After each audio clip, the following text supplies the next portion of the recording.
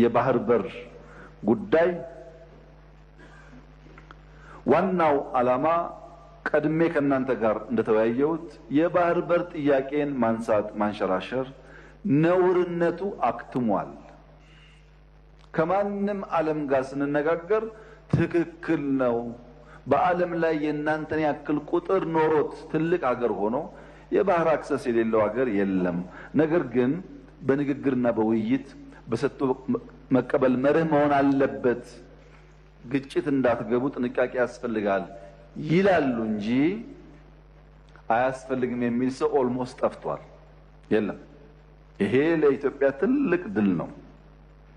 ስለ አባይም ስለ ቀይ ባህርም መነጋገር ይቻላል። ስለ አባይም ስለ ቀይ ባህርም በዊን-ዊን አፕሮች አብሮ መስራት ይቻላል። ስለ አባይም ስለ ቀይ ባህርም እንደ ጋራ ሀብትነት መጠቀም ይቻላል። ናሬሽን እሳቤ ንግግር ግልጽ ሆኗል። አንዳንድ ሰዎች ይሄ መንግስት ይሄንን ጉዳይ ያነሳው ለአጀንዳ ነው፣ ለፖለቲካ ነው፣ ለምርጫ ነው እያሉ ሲያሙ ይሰማል። ግን ያሜት ውሃ አይቋጥርም። ምክንያቱም የኢትዮጵያ የወደብ የሲ አክሰስ ጥያቄ ላለፉት 10-15 ዓመታት በተለያየ ደረጃ እንደ ፖለቲካል ዲስኮርስ ስንወያይበት የቆየን ጉዳይ ቢሆንም ቢያንስ ባለፉት 5-6 ዓመታት በመንግስት ደረጃ ንግግር ከማድረጋችን በላይ የመደመር ሲሪየስ መጽሐፎች የመጨረሻው የመደመር ትውልድ በ2014 የወጣው የዛሬ 3 ዓመት ገደማ ሳይወጣ በፊት የታሸ ስራ ነው። በመጨረሻው አካባቢ 240 ገጽ ላይ መልሳችሁ እንታዩት የጂኦፖለቲካል እይታ ለውጥ ይላል ርዕሱ። የጂኦፖለቲካችን እይታ መለወጥ አለበት የሚል ሐሳብ ያነሳል። ቀይ ባህርንና አባይን እያነሳ ቆይቶ ገጽ 245 ላይ በሁለት የውሃ አካላት ስር ይላል። መጽሐፍ እኮ ነው። 3 ዓመቱ ነው። ያ መጽሐፍ ለሁሉም ሰው አድረናል። ለጎረቤትም ለሁሉም ሰው ያውቁታል። የመንግስት እሳቤ ሁለቱን ውሃ በሚመለከት ምን እንደሚመስል ቁልጭ አድርጎ ያሳያል። የተከበረው ምክር ቤት ግን አንድ ክሪቲካል ነገር አስምሮ እንዲገነዘብ የምፈልገው የዚህ የሁለት ውሃ ናሬሽን መደመር ከመጽሐፉ በፊትም ነበር። መደመር ላይ አልተቀመጠም። የመደመር መንገድ ላይ አልተቀመጠም። የመደመር ትውልድ ላይ ተቀመጠው። የትውልድ ጉዳይ ስለሆነ ኮንሸስ ነበር። ትውልዱ ይህንን ጉዳይ ሲሪየስሊ አይቶ ምላሽ መስጠት አለበት የሚል እምነት ነበር። በሚስጥር ግን ሳይሆን በግልጽ የተጻፈ ነው። ማንም ሰው ማየት ይችላል። የቀይ ባህር ፍላጎታችን ከሶማሌ፣ ከጅቡቲ፣ ከኤርትራ፣ ከኬንያ የሚያጣላ የሚያዋጋ መሆን የለበትም። የጋራ ሀብት ነው። 5000 ኪሎ ሜትር ሲሾር አለ እዚች ቀጠና ውስጥ ለሁላችን በቂ ነው። ተነጋግረን ተግባብተን ሁሉ ተጠቃሚ በሚያደርግ መንገድ መፈጸም ይቻላል።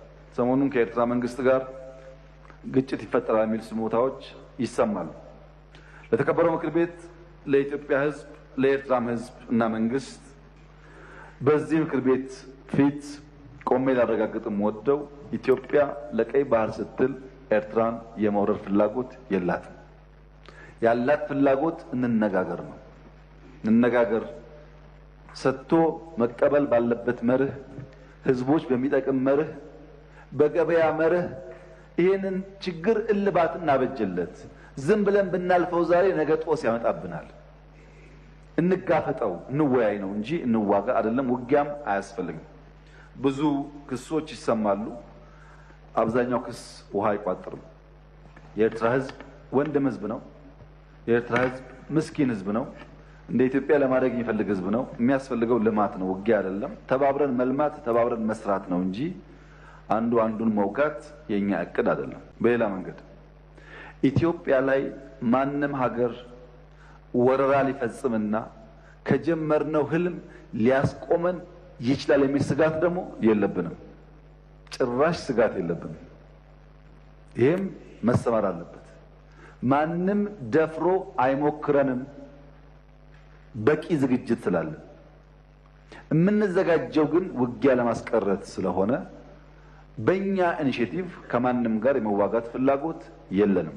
እንደምታስታውሱት ሶማሊያ ጋር ይዋጋሉ የሚባል በጣም ብዙ ንግግሮች ነበሩ። የፈታንበት መንገድ አይታችኋል። በሶማሌና ኬንያ መካከል ችግር ሲፈጠር ዘለን የገባነው እኛ ነን። በሱዳን ወንድሞች መካከል ችግር ሲፈጠር ዘለን የገባን እኛ ነን።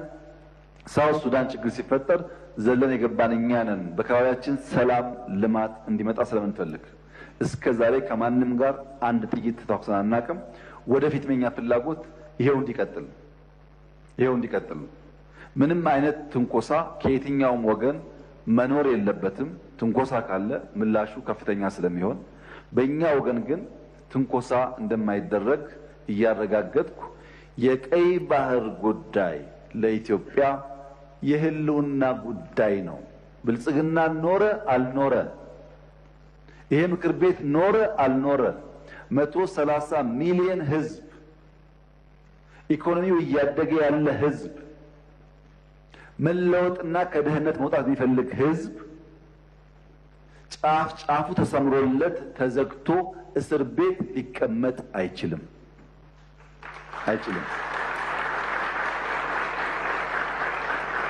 ይሄን ማንም ሰላም ወዳድ ነኝ የሚል የዓለም መንግስት፣ ግለሰብ፣ ቡድን ከወንድሞቻችን ጋር አነጋግሮን በህግ አግባብ በቢዝነስ ተርም የኢትዮጵያ ጥያቄ ምላሽ እንዲያገኝ ወንድሞቻችን ተጠቃሚ እንዲሆኑ የሚያስችል አሚካብል ሶሉሽን እንዲፈጠር ለመላው ዓለም ጥሪ እናቀርባለን። እኛ የምንፈልገው በሰላም ችግራችን እንዲፈታ ማድረግ ነው። የቀይ ባህር ጉዳይ የማይፈታ ህልም ነው፣ የሩቅ ጊዜ ህልም ነው። እንዴት እንደዚህ አይነት የሩቅ ጊዜ ህልም ይሄ መንግስት ያስባል የሚሉ ግለሰቦችና ቡድኖች አልፎ አልፎ ይደመጣሉ። ይሄ ዓለም አንድ ግለሰብ ኩባንያ ማርስ ላይ ወጣለው የሚልበት ማርስ ወጥቼ ወርሳለሁ ቢልበት ዓለም ውስጥ እየኖር 30 እና 40 50 60 ኪሎ ሜትር ያለችን ቀይ ባህር ለመንካት አናልምም ማለት የሚቻል አይመስለኝም። እኛ ህልመኞች ነን። ህልማችን ግን ብልጽግና ነው። ህልማችን ልማት ነው። ህልማችን ውጤት ነው። ህልማችን ማደግ። ፕሬዝዳንት ጌታቸው ረዳ በምክትል ፕሬዝዳንት ታደሰ ወረደና ጻድቃን ገብረትንሳኤ የሚመራው አድሚኒስትሬሽን 2 ዓመት ተጨማሪ ጦርነት እንዳይፈጠር 2 ዓመት ያሉ ጥያቄዎች በንግግር እንዲመለሱ ከፍተኛ ጥረት አድርገዋል። ምንም እንኳን ቀድሞ በነበረው ውጊያ ብንወቅሳቸውም ላለፉት 2 ዓመታት በሰጡት አመራር ግን ማድነቅ ማመስገን እንፈልጋለን። ተጨማሪ ውጊያ እንዳይነሳ ሙከራ አድርገዋል። ጥሩ ነገር ነው እሱ። ያ የሰጠናቸው የ2 ዓመት ጊዜ አልቋል። አሁን ስላለቀ የህግ ማሻሻያ የሚፈልግ ጉዳይ አለ። ተጨማሪ ጊዜ ስለሚጠይቅ ህግ መሻሻል አለበት። ህግ ሲሻሻል ደግሞ እስካሁን የነበረው አፈጻጸም መገምገም አለበት። ተገምግሞ መጠነኛ ለውጥ ተደርጎ የፕሪቶሪያን ስምምነት በሚያከብር መንገድ ኢንትሪም አድሚኒስትሬሽኑ እስከሚቀጥለው ምርጫ ድረስ ስራውን እየሰራ ህዝቡን ለምርጫ ማዘጋጀትና ህዝቡን የስልጣን ባለቤት የማድረጉን ፕሮሰስ ማረጋገጥ ይጠበቅበታል። ይሄን ለማድረግ ፕሬዝዳንት ጌታቸው እና ምክትል ፕሬዝዳንት ታደሰ ወረደ እንዲሁም ጻድቃን ገብረትንሳኤ ጋር ልዩ ልዩ ውይይቶች ስናደርግ ቆይተን የተለያዩ ፕሮፖዛሎች ቀርበዋል። ከነሱ በተጨማሪ ከፓርቲዎች ጋር ከቲፒኤልኤፍም ከሌሎች ፓርቲዎች ጋር ንግግሮች እያደረግን ነው። በዚህ ንግግር መሰረት ህግ አሻሽለን ለሚቀጥለው 1 ዓመት መጠነኛ ማሻሻያ አድርገን ኢንትሪም አድሚኒስትሬሽን ይቀጥላል የሚል እምነት ነው በእኛ በኩል ያለው። ሲቀጥል በግለሰቦች ደረጃ ለውጥ ሊካሄድ ይችላል። ግለሰቦች ሊቀያየሩ ይችላሉ። የነበረው ስራ ተገምግሞ በጠንካራ ጎናቸው ተሞግሰው በደካማ ጎናቸው ተወቅሰው የሚቀያየሩ ግለሰቦች ሊኖሩ ይችላሉ። የትግራይ ህዝብ ጦርነት እንደማይፈልግ እኔም ሳወያያቸው በልዩ ልዩ መንገድ ገልጸዋል። ጦርነት ለትግራይ ከእንግዲህ አያስፈልግም። ማንኛውም ጉዳይ ካለ በንግግር በውይይት መፍታት ይቻላል። ትግራይ መላ ኢትዮጵያ ጦርነት አይፈልግም።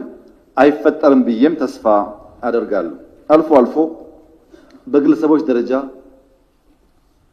መከላከያ በአማራና በኦሮሚያ ተበትኗል፣ ተወጥሯል እና ጊዜው አሁን ነው ብለው የሚያስቡ ግለሰቦች እንዳሉ እንሰማለን። ምክሬ አይመስለኝም፣ አያዋጣም፣ ተውት ነው። እንደዛ አይመስለኝም፣ አያዋጣም፣ ድሮም አላዋጣም፣ አሁንም አያዋጣም። የሚያዋጣው መነጋገር ብቻ ነው። በንግግር ውስጥ ይመለሳል። በእኛ በኩል ነገር ማጋጋል ብንፈልግ ፍላጎታችን ጦርነት ጨማቂዎች ብንሆን ኖሮ በቂ ምክንያቶች ነበሩ። ግን አንፈልግም። ከሰላማ ከእያንዳንዷ ቀን ስለምናተርፍ አብዝተን የምንሰራው ለሰላም ነው እና በትግራይ ያለው ሁኔታ በንግግርና በውይይት በቅርቡ ከገመገምን በኋላ የሚቋቋመው መንግስት እስከሚቀጥለው ምርጫ የተሻለ ስራ እንደሚሰራ በተለይም ዲዲአሩን የተፈናቀሉ በመመለስና የህዝብ የልማት ጥያቄ በመመለስ የበኩሉ ሚና እንደሚጫወት ተስፋ ይደረጋል። ከሁሉም ኃይሎች ጋር እየተነጋገርን ነው። ስናጠቃልል በሚቀጥሉት ጊዜያት ለህዝብ የሚገለጽ ይሆናል።